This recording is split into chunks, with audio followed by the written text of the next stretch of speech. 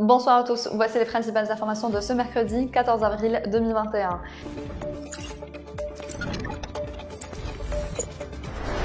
Les promesses d'Algérie Post de prendre en charge les revendications des grévistes n'ont pas convaincu les travailleurs qui ont poursuivi leur grève aujourd'hui pour la troisième journée consécutive, mettant les clients dans l'embarras. Les bureaux de poste ont été paralysés une nouvelle fois, notamment à Alger, où le mot d'ordre a été massivement suivi. Les usagers, incommodés par cette situation, ont été livrés à eux-mêmes, notamment dans les structures où même le service minimum n'était pas assuré. Les employés revendiquent entre autres le versement des primes bloquées depuis plusieurs années et la rétribution des journées de week-end travaillées, comme les samedis et les quelques vendredis où les employés étaient mobilisés exceptionnellement. Algérie Post a annoncé le versement d'une partie de la prime d'encouragement pour ce mercredi, suite à une réunion extraordinaire du conseil d'administration tenue hier mardi. La deuxième partie sera versée après l'adoption du bilan annuel 2020 par le conseil d'administration de la société. Le directeur général de la Sûreté nationale, Khalid Benchir, a nommé les chefs de sûreté des 10 nouvelles wilayas promues récemment, a indiqué ce mercredi un communiqué de la DGSN. Les nouveaux responsables ont été nommés parmi les cadres jeunes et compétents de la Sûreté nationale et avaient occupé, lors de leur parcours professionnel, plusieurs postes de responsabilité, à l'instar de chef adjoint de Sûreté des wilayas du Nord. Pour rappel, les nominations concernent les sûretés des wilayas suivantes: Timimoun, Bojbadji Mokhtar, Bni Abbas, Oulad Jellal, Ain Salah, Ain Gazam, Togourt, Janet, El Mghayr et Bnia.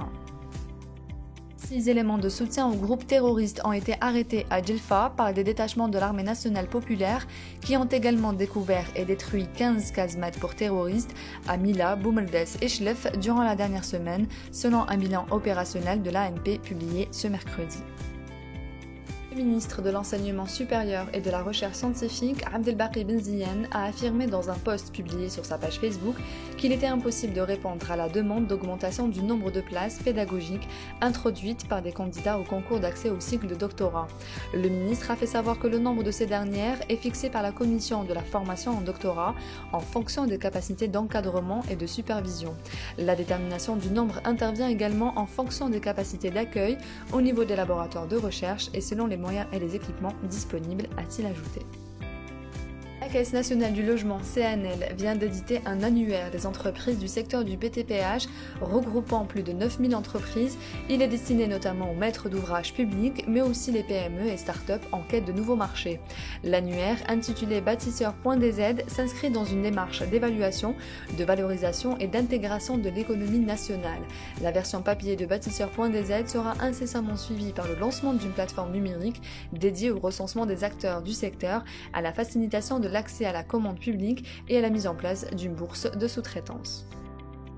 Ce matin, le baril de Brent de la mer du Nord pour livraison en juin valait 64,71 $ à Londres, en hausse de 1,63%.